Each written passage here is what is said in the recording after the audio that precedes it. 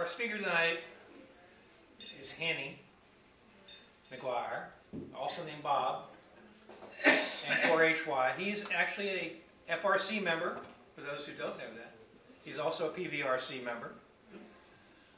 He's on One more meeting, I'll be the PVRC member. Oh, you haven't made it yet. No, not yet. That figures. If we kidnap you and keep you up here, then you Henny's a professor down at Virginia Tech. Am I right? Yep. Professor? Yeah. Something like that. And he runs this, he's got these kids going crazy about geosynchronous satellites and stuff. And he's also he's on the board of AMSAT, has been for a while, on and off, over the last 20, 30 years. And he's had a little bit to do with these boxes that they call SDR radios over here, the Flex radios. He's an architect of the design. So without further ado, I introduce Henny McGuire, N4HY. So, I was born in Lebanon, Tennessee, and moved to Alabama, Southwest Alabama, when I was 1 year old, a little town called Grove Hill, which was 67 miles north of Mobile. And I was a complete handful. My father was a CB radio operator, and I would get on his CB and raise the dickens and act like an idiot. Not much has changed, John. And the locals were using CB illegally to run their businesses, of course. And they called my dad up and said, "Would you please get that kid over here? We're going to give him a ham radio license so we can get him off of our CB band, which we're using for business." Okay, so that was 1964, and K4TSN and W4WPB made sure I had my novice license. One of them had a DX40 kit in a box, which I built. One of them had a Hammerland HQ110A1, which he loaned me, and away I went. And by the time I was before I was out of high school, it was 1970, I was an extra and got my call sign N4HY in 1974, and then I finished going to school at Auburn, worked for Sandia National Labs for a couple of years, and then came back and decided I'd go to graduate school. I'm sorry, NSA asked me to come and work for us, and I said yes.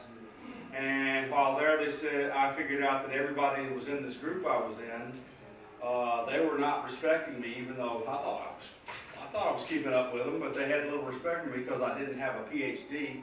So I left and went to Brown University to get my PhD in math, applied math, and so that I could do cryptanalysis for the government. So I broke codes for the government for years, and I managed to be understood, even though I have this southern accent in Providence, Rhode Island. And I started doing the radio amateur satellites things while I was at Auburn, and then again while I was at Brown. And then I came back to Princeton, New Jersey, to work for the Institute for Defense Analysis, Center for Communications Research, where I stayed for 20-something years. And I met on the repeater that was completely obnoxious on the Raritan Valley Radio Club repeater. And a few of folks met me, including N2NT and a few others, and they went, "Wait a minute, this guy's got a brain. He could be the technician at our hobo operation at N2RM." And that's exactly how I got into contesting, with Gene and Andy and Bob and all sorts of other people. So I got into contesting, and you know, I'm not the greatest operator in the world, so I get stuck on 160.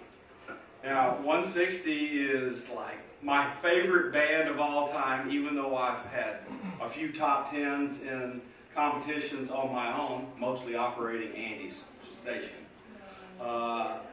160 is my love, and the general down here has used me as his techno geek over at W2GD in Tuckerton, and I kept going with 160 and so I designed. Tom Roush designed an 8-circle array of antennas, but he would tell no one how it worked. So I reverse engineered it, built it at Joel Harrison's when he was still president of the ARRL. And then I decided I had had enough of living in New Jersey. My kids were grown, and I had gone to Oak Ridge National Labs for a year, where I continued to work for Uncle Sam. And let's see, so the National Security Agency is the group that listens for signals. And Oak Ridge National Labs is the thing that is a place where nuclear weapons were designed. So listening to signals about nuclear weapons, well, let's just say that I found 10,000 to 15,000 centrifuges someplace. And centrifuges is how you make U-238 to make nuclear weapons. So I am he who discovered where they were, located exactly. And I decided I was having so much fun back in the South, and property was cheap, and an opportunity came open for me to go join the faculty at Virginia Tech, so I did. I left all my friends in New Jersey, the FRC, to go back to the South, and I can buy 20 acres for $950 an acre. And that is hard to beat, where I can also be high-tech guy at a university. Just the combination is just insurmountably attractive to me. So Kay Craigie lives in the same town. She had just got past the Montgomery County Board of Advisors an ordinance which allows hams that are outside of the city of Blacksburg to put up any tower they want. So it's a great place to be a ham. It's a little too far from Europe for 160 and 80, but otherwise it's fine. Okay. While I was at IDA in Princeton, I had been very interested in software radio since before probably any of you heard of it. That's because Tom Clark and I were doing software radio in the 1980s when I was the designer and architect for the AEA DSP 1232 and 2232, which is a multi-mode DSP, like a PK232 except with digital signal processing in it. So that was my project. And I proposed to AEA that they build the first software radio. And they were going to do it in 1988. And with Brooks Van Pelt, who Joe and I know, and Pat Spatafor, Joe knows all of us. We were doing all of that stuff for them. And a really bad problem happened. And the company kind of fell apart. And so the radio never happened. Then I went off and did 12 years somewhere in the world. So the somewhere is pretty interesting. From the westernmost point of Africa to the easternmost point of Asia, I have been every single country except for Iran and Lebanon as Bob McGuire. People who happen to have my fingerprints have probably been everywhere. So I'm not allowed to do that anymore because, at all. I don't want to do it anymore, but I'm not allowed to do it anymore at all because many of you may have heard this story where OPM had all the data in the world stolen and went to the Chinese. They now know all 8 names of the people who have my fingerprints. So that part of my life is completely over, and I am a teacher at Virginia Tech now, and happy to be one. Okay, so I was designing this radio stuff for all sorts of reasons, because the government needed it, ham radio I thought needed it, and Gerald Youngblood wrote these articles in QEX. And I wrote a nasty letter to the editor, tell him I didn't like the way he had done something. And I called him up on the phone and said, Gerald, you know, I'm happy to help you do this, but I want one of these boards that you're going to release. I know you're not going to release many. So he made me wait to the second 100 came out to give me one of these radios, because I had written this ugly note about his code to the letter to the editor at QEX. Since then, we've become really, really lifelong great friends. Gerald is a brilliant engineer. But he did engineered radios for me while I was with the National Security Agency and other parts of the government, which I just have to call it the restricted entity, because I'm not allowed to say their 3 letters. And Gerald did a lot of great work for them. On the way to doing all of that great work for them, which he was doing under contract for me because I was with the government, he learned how to do lots of different radio things, including using field programmable gate arrays, FPGAs, well, how to do lots of bulletproofing of front ends well. And in the end, he says, you know, can we design the ultimate radio? And Gerald and I went into the Flex Radio offices, and on a whiteboard, we drew a block diagram of what would be the ultimate radio and how the pieces of it would work.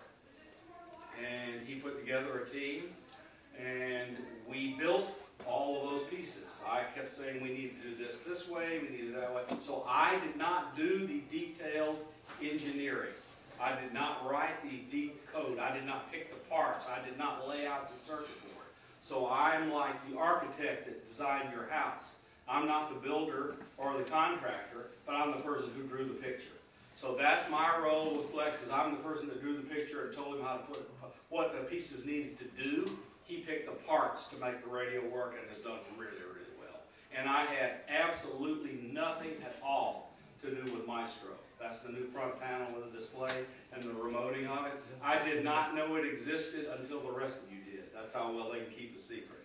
Okay, so let me give this talk, which is assembly of a bunch of talks that Flex has given. And everybody's seen this letter by now. Okay, so this, Steve Hicks is the chief engineer for Flex. And his wife is a marketing genius. She did this. So Laurie is a terrific marketer. And she just has done a fantastic. Every time you've seen a major improvement of look and feel of the Flex Radio booth at Dayton, that's Laurie Hicks. This is Laurie Hicks' design here. Okay, so, and I'm going to talk to you about the software-defined radio advances and the Flex 6000. So our is there. I'm just giving their talk. So I'm going to go over all these things and tell you about them and what's so different about this radio and how it might impact you and your operations. So there are 3 models. There's the 6300, 6500, and 6700. And this is the lower end one. And it's like $3,000, $5,000, and $7,000 for these 3 radios. And as you go up the ladder, the number of different receivers and capabilities it has increases dramatically, and the receiver performance increases dramatically. So this is the top entry in the Sherwood engineering table now. Okay, this is the Maestro, which is the remote front panel. We have it going back there. We're going to hook up the wireless here in a little bit, and you can run the radio with the panel being passed around the room.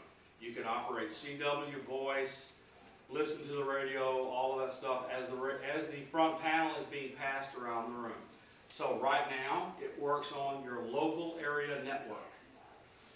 In 6 to 7 months, I'll be able to sit in my office with that same panel and run my radio at home.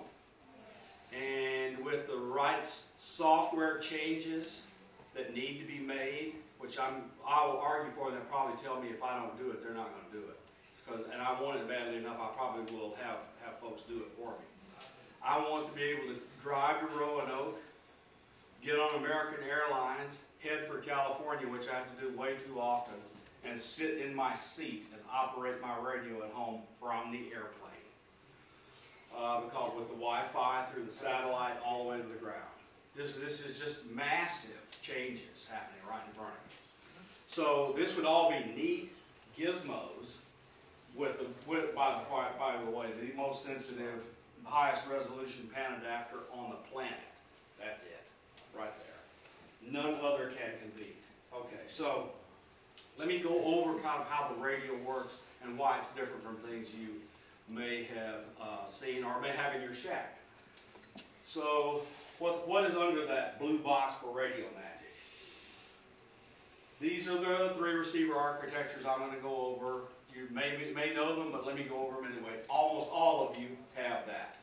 Almost all of you have a K3 or ICOM 7300. Oh, no, not 7300. An ICOM before the 7300, or a Kenwood, or one of these, a Yaesu. And these things are super heterodyne receivers. The single conversion, direct conversion, that was the Flex SDR 1000, Flex 3000, and Flex 5000, and a bunch of other knockoffs. So this is the first Flex transceivers, direct conversion. What the Flex 6000 is direct sampling. That means there's an analog to digital converter. That means taking the voltages that are induced on your antenna and turning it directly into numbers. There are no intermediate stages. It's going directly from the voltage on your antenna to numbers in a computer. There are no mixer stages anywhere in this radio. And it's that which it took me 7 months to convince them they could do. Okay, so this is the pieces you are familiar with in a radio. An antenna hooked to a mixer with a local oscillator, an IF filter with an IF amplifier, whatever kind of D-mod, sideband, CW, FM, AM, whatever back here. Audio amplifier going out to the speaker. That is something all of you are familiar with. And the multi-conversion is mixer, antenna to mixer with an IF filter, roofing filter, and then narrower and narrower bandwidths with more mixing up and down or whatever. Finally to the final IF and out the audio amplifier. That was invented by Armstrong in 1918 and stolen by several, which will go unnamed. So this is the KWM2. Wow, those mechanical filters were amazing way back then. But the modern receivers with their all digital computing filters, the mechanical filters cannot begin to compare to the quality of the currently available digital filters. So there's a mixer with a 6U8A. Second mixer was a 6BN8. And I suspect many of you like me had these. And here's the 7800, which was a fantastic. For years, it was the best transceiver on the market. Every time I operated K3LR, I sat in front of one of these things. And it was a great radio. It was state-of-the-art, high-end. But it had a mixer and an LO, followed by a low-pass filter, several selectable band-pass filters, and so forth. And the IF amplifiers and more mixers. So it did an IQ, it did a full single sideband mixer down to, and then a phasing type receiver. And then out came audio. Okay? The Elecraft K3 is again a mixer and a mixer with filters and IF amplifiers. Here and here and here and there. So why so many super heterodyne radios? Well, it's what we knew. It's what we all knew. They're easy to build. They give reasonable performance even if you aren't a great designer like Wayne Burdick. Wayne Burdick is the greatest super heterodyne receiver designer, period. He is the best super heterodyne receiver man in the world that I'm aware of. I mean, I've known Wayne for a long time and he's a genius. Who does he work for? Elecraft. Okay. He works for Elecraft. He is the best there is. They're pretty cheap to build, and you don't need a nearly PhD in mathematics to figure out the software in it. right? He took design principles that are tried and true, and he picked really good components which had high precision, tolerance, and he could repeat that design over and over and over again. And he proved this by making a kit in the Elecraft K2 that any one of you could build, and we all could pick those components and solder them. I mean, I burned 5 fingers doing it because I'm a software guy. And mine, when it was done, it performed as well as almost any of yours, right? I mean, it was a fantastic thing, was the K2. And it was the receiver. The Elecraft K2 was the receiver that set the competition off for best receiver on the market. It was the one. Because everybody going, man, this thing is fantastic. And it's cheap. And these parts are cheap. And it's kicking the rear off of all these thousands of dollars of receivers in my shack. What has this guy Burdick done? And we all began to compete.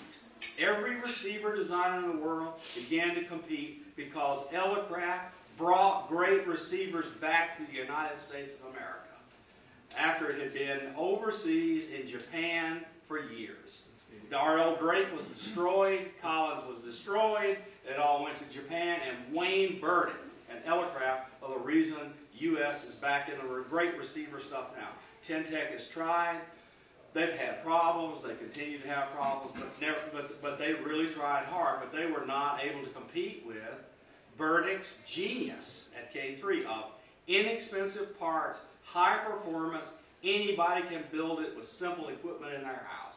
I mean, it's brilliant. And we all owe Wayne Burdick and Elecraft a lot. And don't think anyone that's associated with Flex Radio does not understand this. We do understand it. Okay, the superheterodyne has an inherent problem.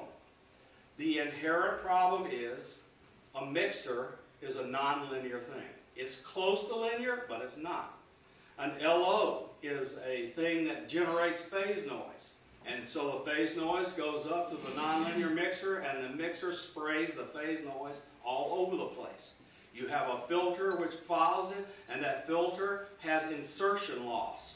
It's lossy element. It has to do that to have the filtering work. And so the Q of the IF filter is determined by the resistance in it, and that resistance is loss.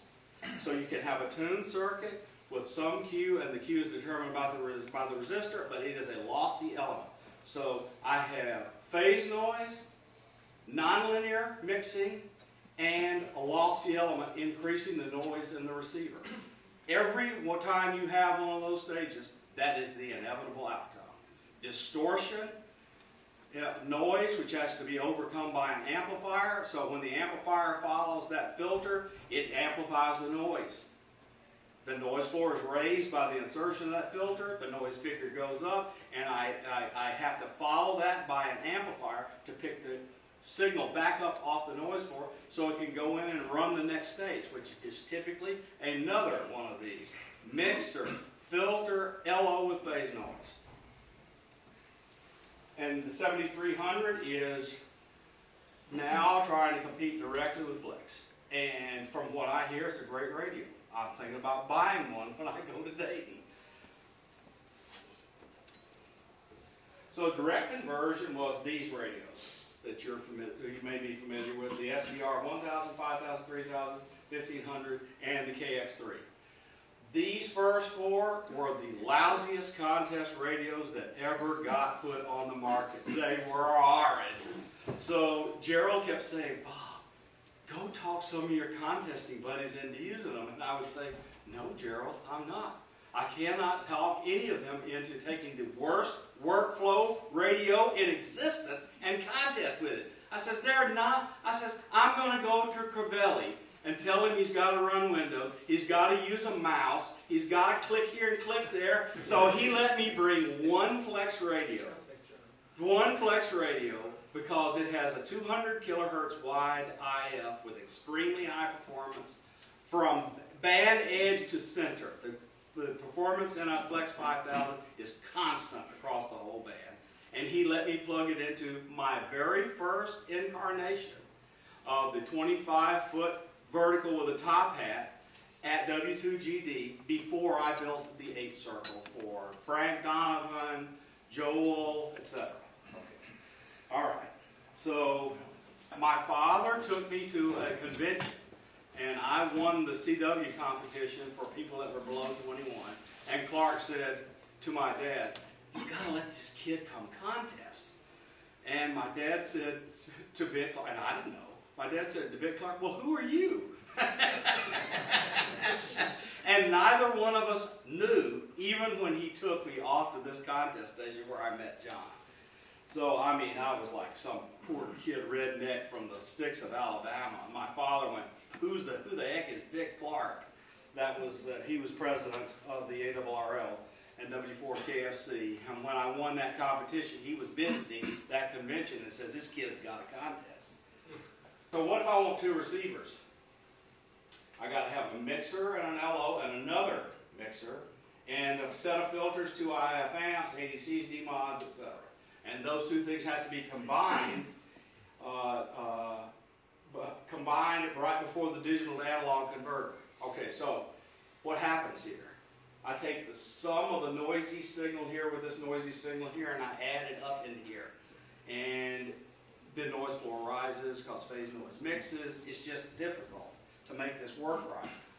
And again, the #1 designer of this in the entire world is Wayne Burdick at Elecraft. He is the best there is at doing this. He's the best. Okay, what are we trying? No one else has ever come close. The Japanese have tried. No one has come close. Nobody can build a superhet receiver better than Wayne Burdick. Period. Okay, so what are we trying to achieve? Well, the things I think you want to achieve as a contester are the things that we all need in order to have a really fantastic contesting radio. First of all, you got to have a great receiver. And what does that mean? Remove the distortion wherever you can do it. Have the highest performance you can, where I will tell you what performance means and how to measure it. Flexibility to change or add features as you need to later. And this is my own, you know, if you can't change the features as a user, I don't want to fool with it. Because I'm a software guy. I gotta have to change the software. Okay, so never before possible noise mitigation, and I will go over that. Never before possible capabilities, and I will go over that. Okay, so what's this analog stuff here? Well, we're going to try to get rid of it. We're going to take the analog to digital converter, and this stuff here we don't really need. And we're going to hook it to the antenna. We're going to take the antenna and turn it into numbers. Now, if you can have a mixer, but what is this here? These are numbers, right? Analog to digital converter takes the voltage on the antenna and directly turns it into numbers so I can compute on it. And so the entire receiver, after the very first piece, is a computer. Your receiver is no longer tubes and coils and capacitors and resistors and all that, mechanical filters and all coil filters. It's just IF coils. It's not that. It's numbers in a computer. All of that stuff is software, every bit of it. And that is what a software radio is. Now, if you can change the parameters of the mixer, the LO, the filter, the DMOD, or all these other things, because remember, this is all software. If you can change the way they function, you, the user, determine how they function by changing how the things, that is a software-defined radio. Not one that can have a firmware update twice a year. You have to be able to go in there as a user and change every piece of this. The parameters, you have to be able to change them yourself. Not let the manufacturer decide what to change. You decide what to change. So my radio work now is in Virginia, which is 6 Superheterodyne. Don't tread on me. Don't you dare tell me what my parameters in my radio can be. I want to determine them. And you should too. You should want to completely, totally, completely set up the receiver the way you want it. You do not want a manufacturer deciding the 5 settings you can choose from. You want to have the ability to make them anything you want. You want to be able to have the lousiest, most distorted signal ever, if that's the way you want it. I mean, if you want to turn on the compressor in here and have square waves coming out of the transmitter, you should be allowed to. As long as the FCC doesn't cite you, I don't really care. It's up to you.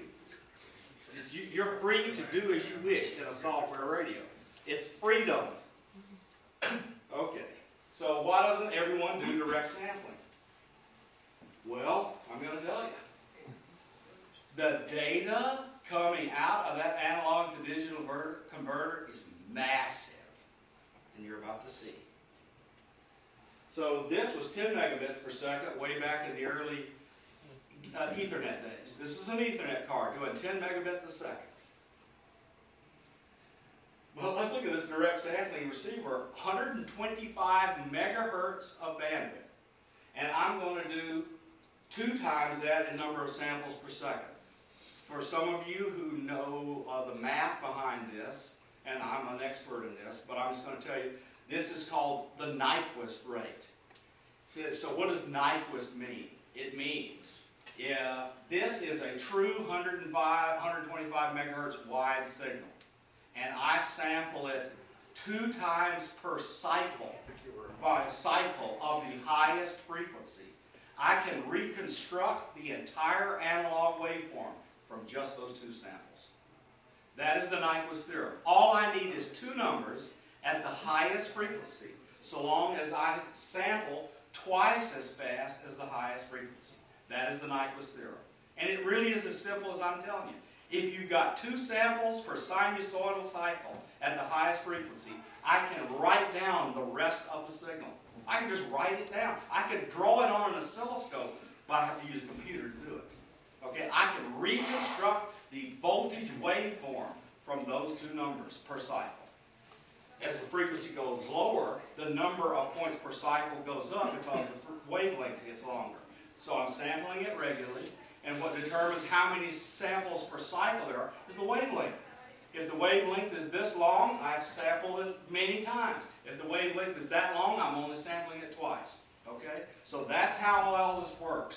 And I have to sample at least twice per sinusoidal wave to reconstruct that signal. Now I've got, but I've done it in the most linear, least distortive, least phase noise kind of way.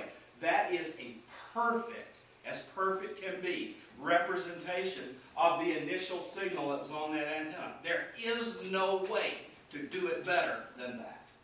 That is the best way mathematically. End of story. Now, I don't want you to take my word for it. I'm a mathematician who's pretended like he's an engineer by telling engineers what to do. We're going to listen to Sherwood Engineering and the ARRL labs and anyone else you want to subject this receiver to and listen to their measurements. I know the math. They're going to measure them. Okay. So, remember I said that a 10 megabit per second was the first Ethernet? This is 4 gigabits per second, the data coming out of that analog to digital converter. Because I'm trying to take 0 to 75 megahertz and turn it all into numbers. All at once. The whole, from 0 through 6 meters. I want it all. I don't want to, you cannot tell me what signal I'm going to listen to. I want the freedom to pick the best receiver for any frequency I want to listen to between 0 and 75 megahertz. And I can do it. And I can have a couple of these. I can feed 2 mixers and have 2 receivers just by, and all of this is in numbers. This is a computer. I can have 2 perfect receivers in a computer because it's after the analog to digital converter. Or I can have them utterly independent and talk to 2 antennas by having an ADC on every antenna.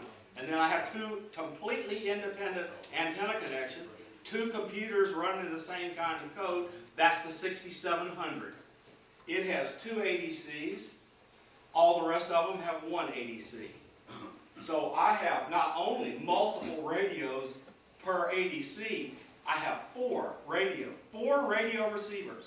Perfect radio receivers, completely duplicate. The second receiver, the third receiver, which doesn't exist anywhere else, and the fourth receiver, which doesn't exist anywhere else, is perfect. It's as good as the first one because it's perfect. It's in a computer. Okay. And I can have 2 of these 4 receivers, so I can have 8 perfect receivers in the Flex-6700. Perfect. These are 8 perfect receivers in the 6700. Okay, so the distortion is minimized. You can have 8 in the 6700, 4 in the 6500, and 2 in the 6300. And the only difference in the 6300 and the 6500 is the size of the computer. Why do we need all these receivers? That's a good question. That's a good question. And so, that's for you to decide. Because it doesn't cost any more for me to add them. You get to decide for yourself. So I tell you what I do with them. I listen to every one of the beacons at the same time. Okay. I listen to every one of the ham bands at the same time.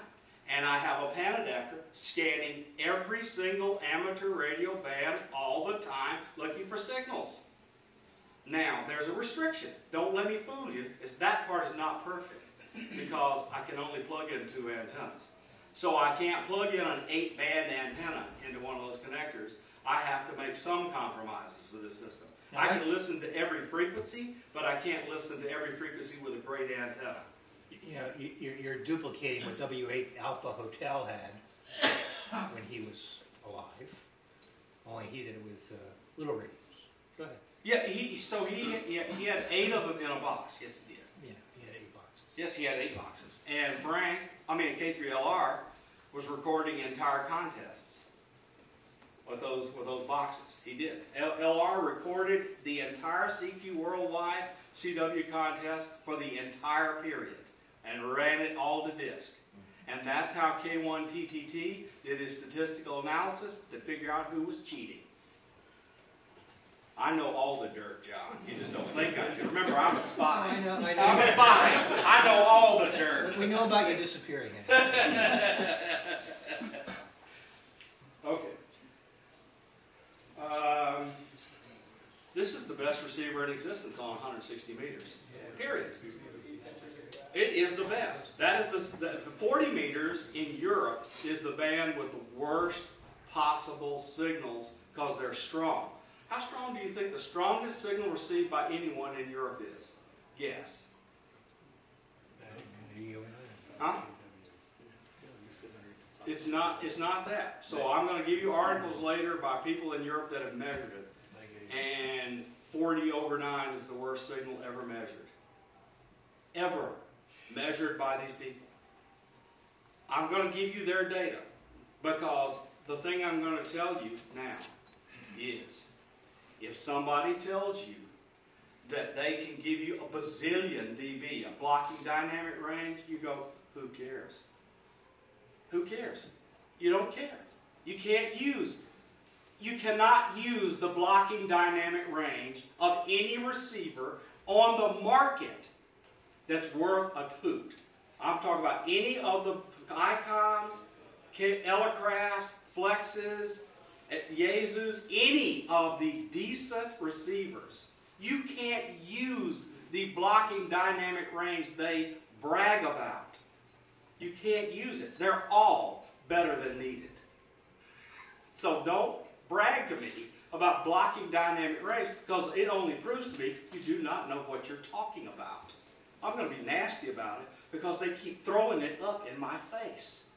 They do not know what they are talking about, principally at Elecraft, because they are a superheterodyne company that does not understand what blocking dynamic range measures and how it does not impact the performance of your superheterodyne receiver at all. Okay, I'm just going to get hot because I'm sick of hearing about it because it's an unimportant, useless number. Okay, all right.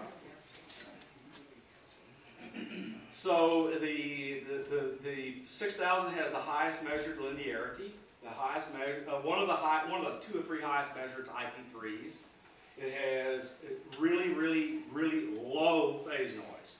So my favorite story is this really hotshot field day club in Arizona.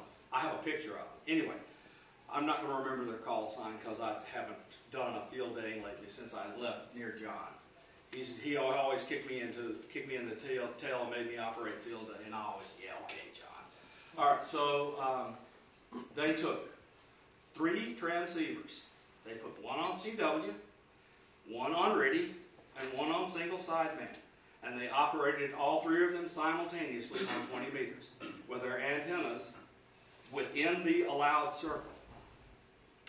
And they did not hear each other at all. At all. You don't have to take my word for it. Go on the internet, on YouTube, and you'll figure out, do Flex-6700 field day operation on 20 meters. You will find their video, and you will hear the CW operator over here, because you can hear his side tone. You'll be listening to the single sideband operator over here. You'll hear the RIDI, but you will not hear them coming out of each other's receiver. You will not hear the you will not hear the crackly crack crack. You will not hear any adjacent sidebands. Because in the Flex-6700, which is the worst of the 3, there's none at all. It's not only the best receiver, it's the best transmitter. Okay, so the direct sampling benefits.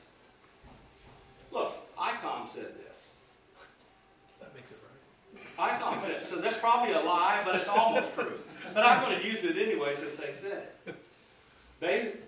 The dual conversion, even though it's rougher to engineer, they did it anyway because it inherently is better than the triple conversion because of the distortion, noise, etc., and reciprocal mixing products you get when you have a superheterodyne receiver. The more of those stages, the worse it is. And the bottom line is true. Every manufacturer in amateur radio knows they should do direct sampling. And that because they have engineers that can read the technical papers working for all of them. But here's the problem that they have to face. Remember I said these radios are full of field programmable gate arrays. How many people in here can program a field programmable gate array? Exactly. Flex Radio has the 5 ones that are in Texas that can do this work. And there are no more in Texas that can do this work. And the people in Japan can't find 5. Okay, so that's the issue. To get this magic, you have to use really, really difficult to program hardware. It's really tough engineering, but it's software engineering. It's not hardware engineering. The hardware engineering got better. I got to plop an ADC down, I got to put a connector on, I got to hook N wires to a computer, and that's it. The hardware engineering got easier.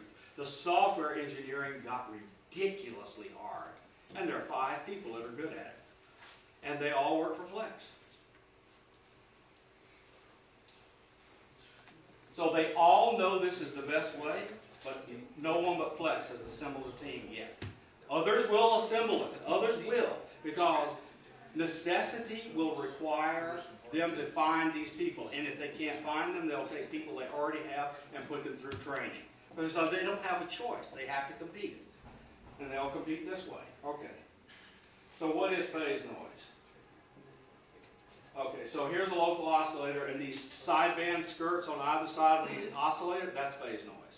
And if you put that thing through a nonlinear stage, it does all sorts of ugliness. And you've heard it. If you're say in a single conversion transmitter with a noisy oscillator, with a single conversion receiver sitting down with no phase noise at all, so it's crystal, and you start transmitting with that noisy phase oscillator transmitter, you'll hear it in that receiver, and that's phase noise. We fixed that button. Okay, it's great because the K3S has awesome phase noise. I'm going to grant you. Look, Burdick knows what to do when he has to, and he fixed the phase noise problem in the K3S. He did, and God bless him. So reciprocal mixing is where you get all these weird mathematical products coming through and signals mixed in by this wide band. Okay, how many of you have turned on a conventional noise blanker and heard signals, strong signals that were nowhere near your band being mixed into the middle of your pass band? That every one of you. So those are ragged edges on that blanker, and those ragged edges are phase noise, and that stuff you hear coming in from the receiver being gated on and off is reciprocal mixing. And the jitter on the edges of that noise blanker is the reason it's even though it's way out of band. Okay? That's phase noise, and an ugly, ugly type. Okay, so what does bad phase noise look like? That's bad. This is the Thunderbird Amateur Radio Club. They did the 6300s. Okay, so that's how you can go find it. You can play their video and hear it for yourself. Okay, so this was their 100-watt digital signal, and this is a pretty wide phase noise transmitter. Not the 6300, somebody else's transmitter, but it has wide phase noise. You can see the phase noise skirts on either side of the 1500-watt amplifier. But right down here is the Flex receiver, listening on 14082. And because this was pretty good, this transmitter here, you see the noise skirts fell off. So that's a pretty good transmitter, the low phase noise. But there's no phase noise on the Flex radio receiver because at 10 kilohertz is minus 150 dBc. And that's an awesome phase noise. So even though this thing has phase noise, the receiver has no phase noise on its oscillators, so you don't know that fellow's there. Because it's not doing reciprocal mixing with its phase noise of that guy into its band. Okay, so phase noise has to be handled on both the transmitter and the receiver. Has to be handled on both of them. And it is in the Flex. Okay, so you need IMD dynamic range 3. This is the IP3 in the dynamic range, and the blocking dynamic range. If those are bigger than whatever this RMDR is, which is a new number that the League and Sherwood and others are about to use, then your radios RMDR limited and BDR and IMDR3 are meaningless by themselves. Okay, so here's Flex at the top of the Sherwood table, along with the K3S. This is Sherwood's numbers, not mine. Okay, so all right, so let's do. I'm gonna tell you some of the neat features in the Flex because they're kind of neat. So noise mitigation system, the noise reduction, noise blanker, notch filter, automatic notch filter, and audio peaking filter. Those are all in the Flex. And the audio peaking filter, which many of you like on CW, I know I do. There's no other audio peaking filter that can compare. The notch filter is good. It's manually tunable. But once you tune it onto a carrier, it doesn't matter where else you tune the radio, it will remember that notch belongs there. And if you can set how wide the notch is, but the wider you make the notch, the less deep the notch is. That's Q. So if you make the notch the notch narrow, it has higher Q, but then there's a limit. So then you can stack three of them back to back. So you can have a really deep notch. I mean, you can put whatever carrier is right through the noise floor of the receiver. Okay, so that's the notch filter. The automatic notch filter is much weaker than the manually tuned notch filter because it's trying to guess what to notch. So it's doing this autocorrelation mess. I'm not going to go over it, but it's guessing from the signal itself what to notch out. So you can see intuitively it can't do as good as your ear tuning the notch filter yourself. But it does a good job. It's really quite good. Maybe we'll have a chance to demo it. Okay, so these are exactly what you know all these. I'm just telling you they really perform well on the Flex. Now, the noise blanker should not be called the noise blanker. So everyone has been told that the right way to do is have the noise blanker work inside the roofing filter, and this, it doesn't matter what you do after the roofing filter or any other filter. The noise pulses have been stretched in time. Why is that? Okay. If I have really sharp transitions on CW, really sharp transitions, what's that called? Key click. Key click is wide band. It's very broad. So short in time means broad in frequency. So the reason you soften the edges of a Morse code key is so it doesn't spray its energy all over the band. This is known as the Fourier theorem.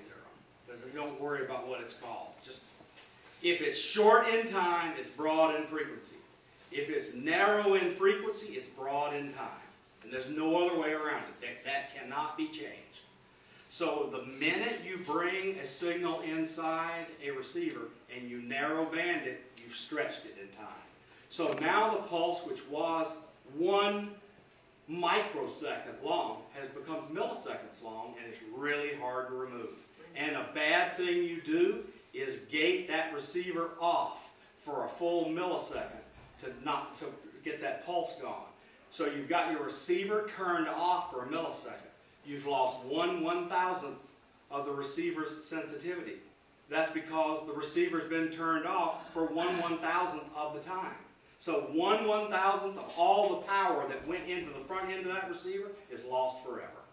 So on weak signal bands like 10 meters, if you've got electric fence noise, that's the reason when you turn on the noise blanker, the noise is gone, but the signal that was there is gone because you desensitize the receiver. That is not how the noise blanker works in the Flex.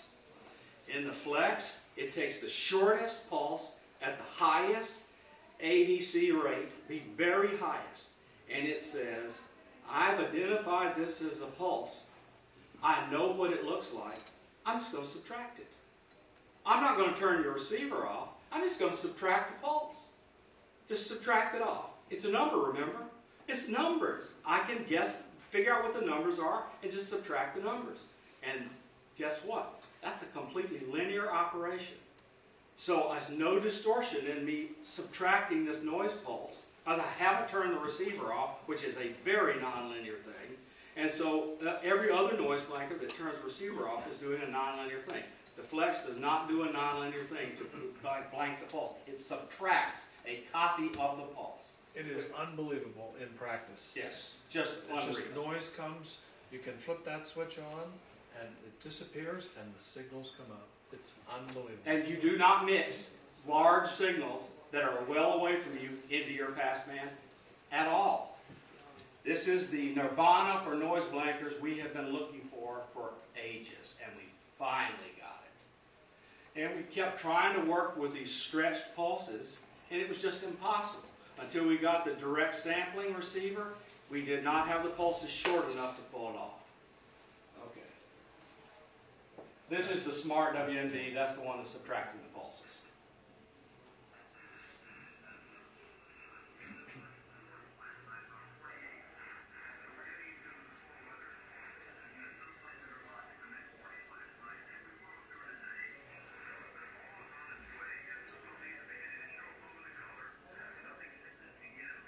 And there it is. You can see the signals gone. It's clean down the bottom. I wish we had a microphone, but I'll be happy to play it for you later. Okay? It works. All right, so every contester I ever knew, and I kept telling them this for the entire time, hates a mouse to run the radio. It's despicable. I told them this was never going to work. And that they're eventually going to have a knob. And it took me forever, and finally I gave up and went away and went to Virginia Tech and didn't talk to them much. And a bunch of folks came to them and said, you know, we've got this fabulous radio. This 6700 is just unbeatable. But I'd be damned if I'm going to operate it in a contest with a bloody mouse. And I'm not going to do anything that causes me to lose focus over N1MM. I'm not going to do it. I'm not going to remove focus over here just so you could twiddle with your radio. So they finally went, okay, we give up. We'll make a panel, front panel with a difference. And the front panel with a difference is all that extra stuff that's on that Maestro. You could have an unbelievable pan adapter, as good as you get on the screen. It's full resolution. It's full of 1920 by 1080 on that little LCD. And it's wireless. You can walk around your house and operate the radio. Okay, so the audio quality is excellent. We're fully integrated with M1MM in all the possible ways that you could want it. The K1EL protocol emulator, no keyer actually required. Thanks to John back there. Exactly, thanks to John. And the Maestro, oh sorry. Hang on. What was this? Oh, the Maestro has an integrated K1EL keyer in it. So you plug the key into the back, the K1EL is inside the box. So poor Joe Subik, he has really been acting an ass lately. I mean, the claims he has been making are just unbelievable, and they're all false. And that's because he's about to lose all of his business.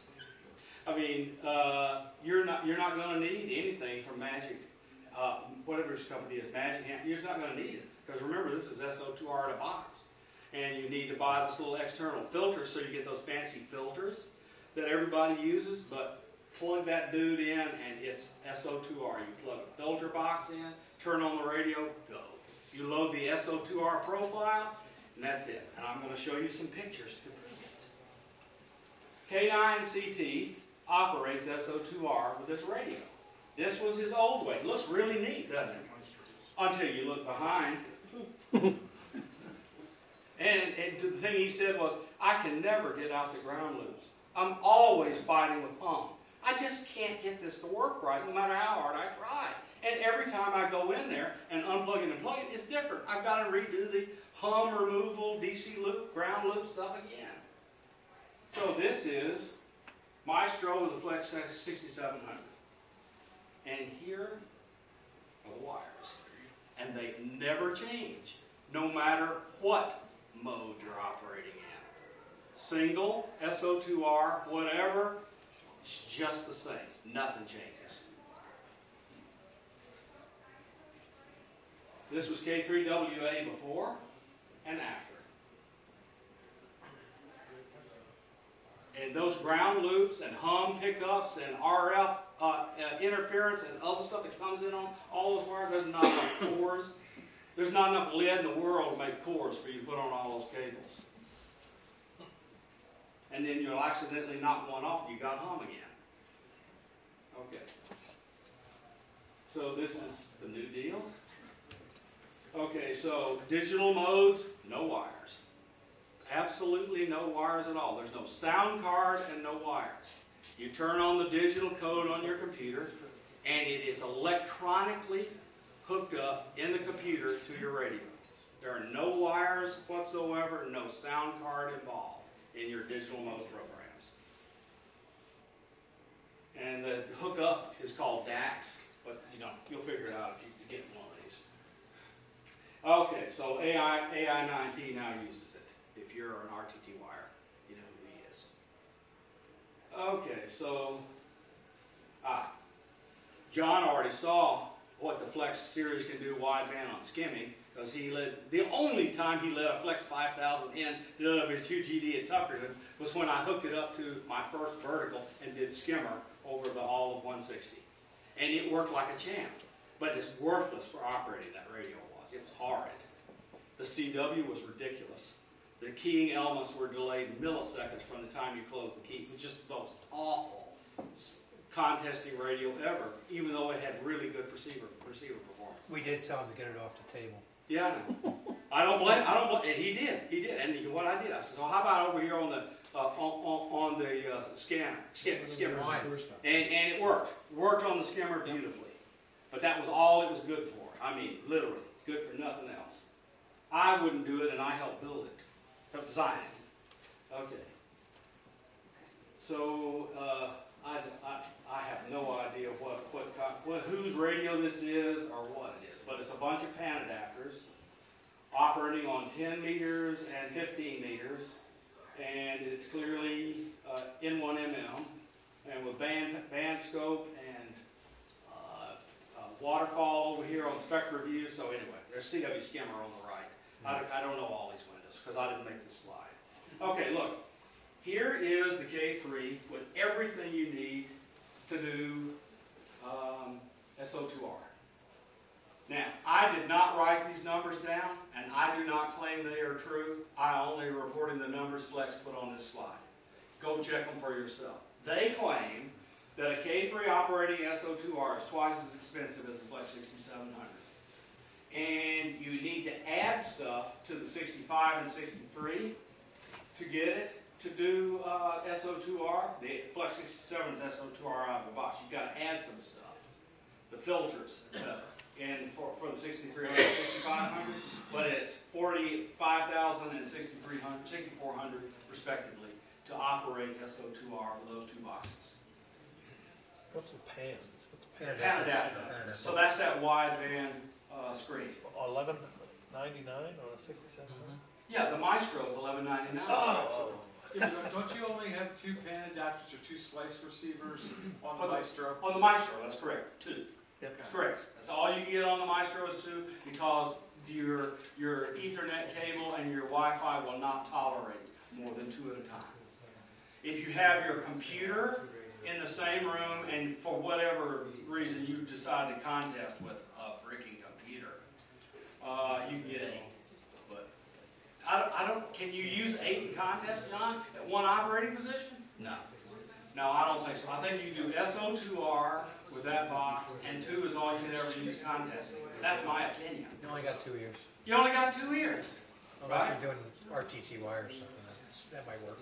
I have enough to work with just one radio. I don't need 2. Exactly. Well, the thing is a beautiful display with one radio. Okay, so anyway, these are not my numbers, these are Flex numbers. Yes. Can you compare the 3 radios in terms of performance of 6300 and 6700? Yes. Yeah, I'm going to give you rough numbers, but they're published. Okay. But the way it goes is the filtering and the amount of attenuation that you can switch in, so it has extremely high signal, high level signal handling performance, gets better as you go left to right. So you have a 30-something position attenuator in the 6700 that does not exist in the other 2. You have extra filtering in the 6700 that does not exist at all in the 6300. So if you are near a mini kilowatt transmitter, like AM transmitter, and you're operating 160, the 6700 will work and the 6300 will not. You will flat overload it. The 6700 will go up to 165 megahertz. Yes, it'll go to 2 meters.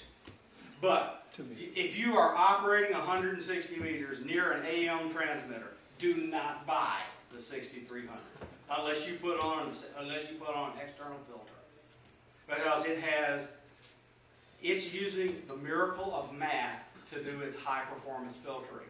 So there is nothing between the A to D and the antenna except a buffer, and that's to keep static electricity from blowing out the A to D. Okay, so there's no filtering between the ADC and the antenna. The only filter is the antenna. So if it's a resonant antenna, that's a filter. But that's the only filtering on the front end of the 6300. Now the 6500 has the same filter as the 6700, but remember there's only one antenna connector. And there's 2 ADCs in the 6700, so that's like 2 completely, utterly separate systems in the same box. Whereas the 6500 is one system in a box, and you can make 4 receivers with that one system, any band that it covers. So 6500 is SO2R out of the box. You need to add these filters. They're in the box in the 6700. They're not in the box with the 6500. SO2R, okay, filters, I see. Yep. What sort of a computer do you need to have to run this? So, will you pick up my computer? It's the little box.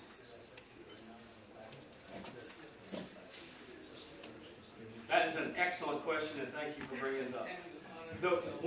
Remember I told you, this is the gigabricks. The gigabyte bricks. Okay, so remember I told you that all that fancy computing stuff was going on? It's all in the radio.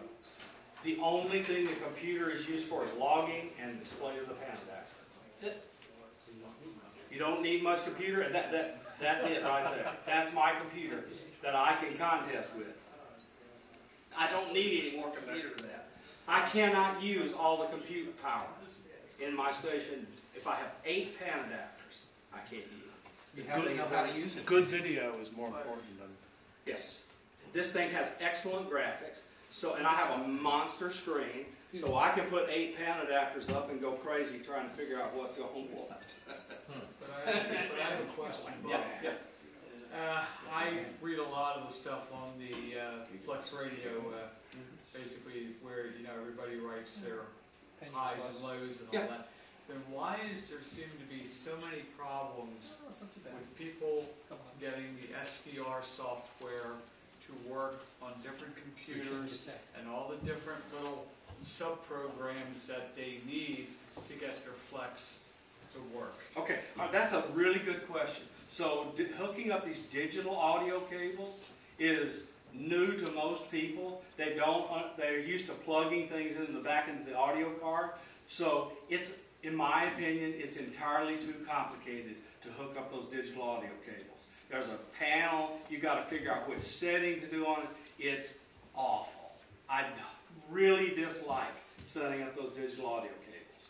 I think it's the worst feature of the software because it's just too hard to set up and get right. Okay, so if I were them and I wanted to, knock down all that noise on the list, that's the first thing I would work on, is those digital audio cables. I would turn on my radio teletype program or my PSK31 program or whatever, my voice gear, whatever. I would just turn it on and have it magically figure out how to connect it. Because that's actually possible. If I had time, I would write the code down for them, but I don't have time. I just not only so much I can do it a day. Because it just seems each time they improve the SDR, and I think they're up to version 1.61 currently, and I think 1.7 is soon to release, probably in another month. It just seems like the problems seem to increase as they keep progressing, and people are losing what they had in earlier versions. And I'm not trying to be critical. No, I get it. But I mean, I was looking at very seriously getting a Flex, Yep. the 6500. Yep. But with all the software issues, I just didn't want to have to deal with the frustration. And I completely subscribe to your decision. So if I was going to, I would not have operated this thing in a contest with version 1 of the software if you held a gun to my head. Okay? Literally.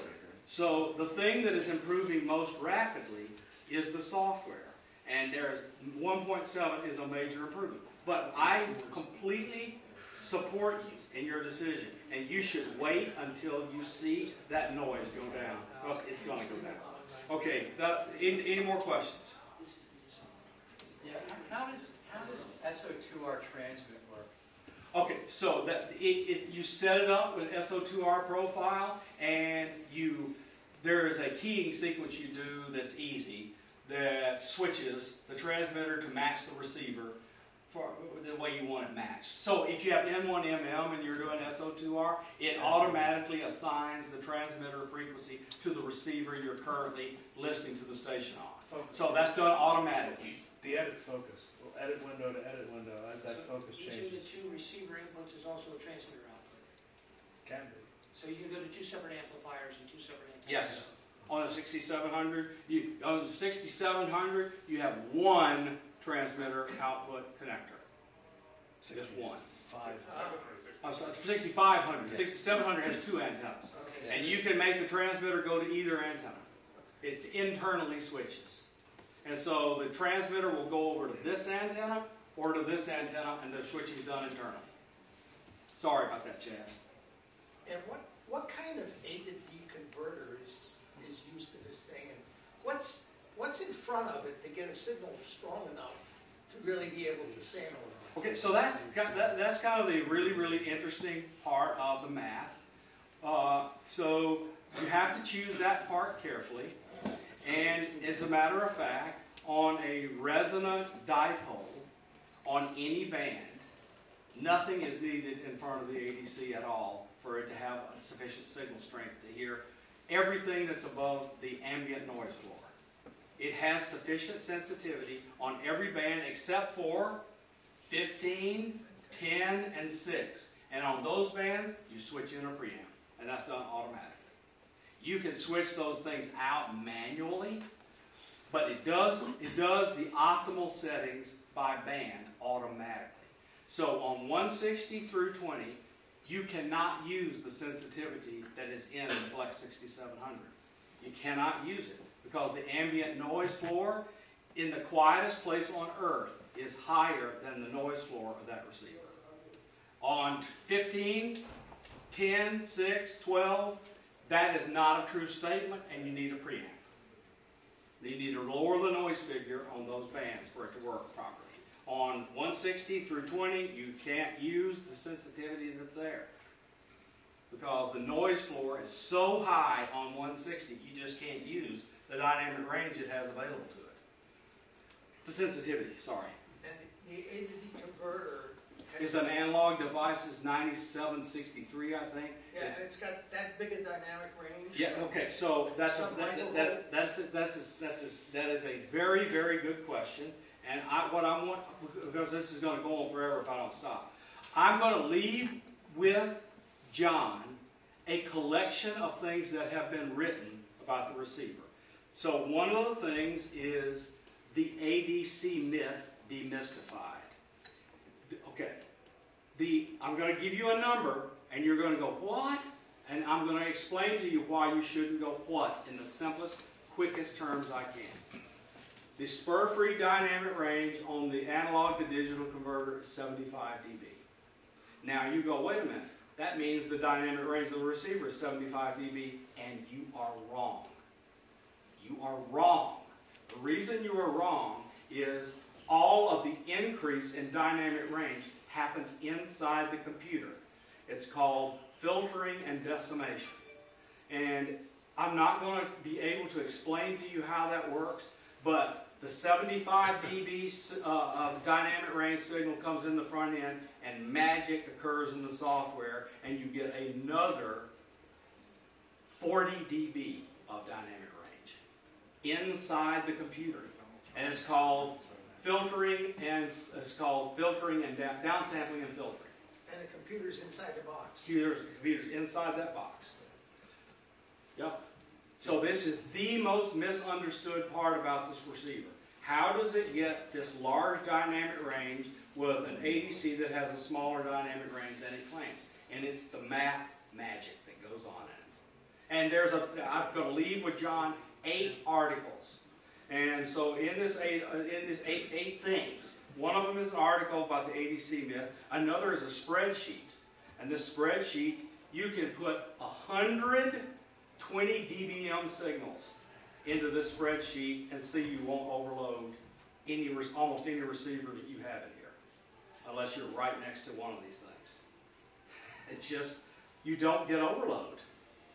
It's just very, very poorly understood by people who don't do communications, mathematics, like people like me. I mean, I'm one of these geeks. I do it for a living, and I don't want you to take my word for it. Don't take my word. The math is something I do, but don't take my word. Go to Sherwood Engineering and read the numbers. I didn't make the numbers up, Sherwood did. So it's a 75 dB ADC, and magic occurs in the math that gives the numbers that are on Sherwood. They're not my numbers. I didn't bribe Bob to put them up there. Neither did Gerald. Okay? All right, that's enough, right? I got one question. A few years ago, I bought a 5000 Flex 5000 Yep. VU for about $5,000. And then 2 months later, they came out with the 6500 and the 6700. Now my Flex is worth about less than $2,000. There was a trade-in program? There still is. Well, I don't know. if it's for the But anyway, how soon are they going to be coming out with an A to D converter that can go higher in frequency? Okay, so that is a superb question, and to that I have an answer. They will not replace the ADC in this radio until Analog Devices decides to not make it anymore. And how certain am I of that? There's no reason for them to change. Remember what I told you.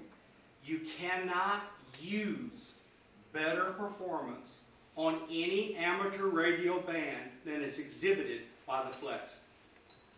That's the end of the story. There are no more improvements you can make. You can change every number you want in any way you want to try to make them better, but if you hook it to an antenna and use it in the real world, the performance to your ear will not be better.